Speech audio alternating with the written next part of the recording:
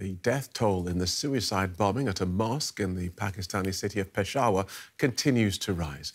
More than 80 people are confirmed dead, while dozens more are injured. Rescuers are still searching the rubble, but hope of finding more survivors is fading. Many of the victims were members of the security forces from a police compound surrounding the mosque. The Pakistani Taliban commander initially claimed responsibility for the attack. A spokesperson for the group has now denied any involvement. We can get more from our reporter, Beenish Javed. Welcome, Beenish.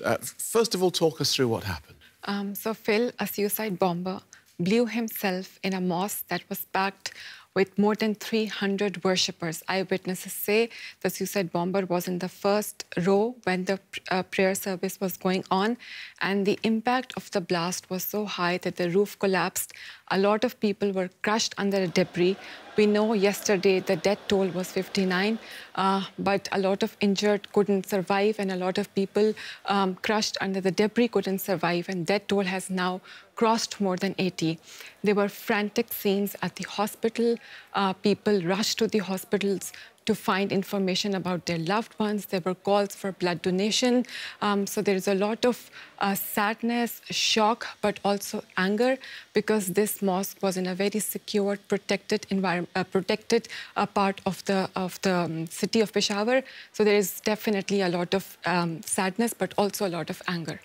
And there seems to be confusion about who actually carried out this attack. Initially, the attack was claimed by a faction of Pakistani Taliban, or TTP, but the main group TTP has distanced itself from the attack. But TTP has been attacking Pakistani state, especially security officials in the border region of Pakistan and Afghanistan since last 2 years. And their attacks on security officials has significantly increased. Police statistics show that more than 100 police officials were killed just last year in terror-related incidents. But there are also other groups, such as the so-called Islamic State. An affiliate of the Islamic State claimed responsibility of an attack in a mosque in the same city of Peshawar last year, in which more than 60 people were killed. So there are like different groups operating in the region, but TTP is one of the most, the strongest enemy that Pakistan state is facing when it comes to terrorism. Right. And why has the government been unable to crush this insurgency?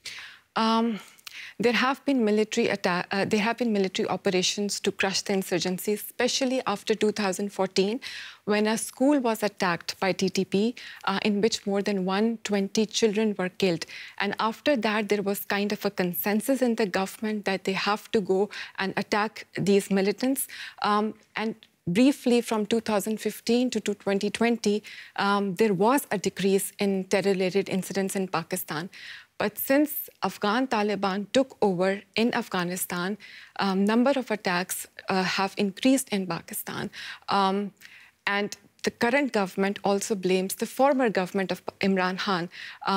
Pakistani former Prime Minister Imran Khan initiated peace talks with Pakistani Taliban, and Afghan Taliban were facilitating these talks.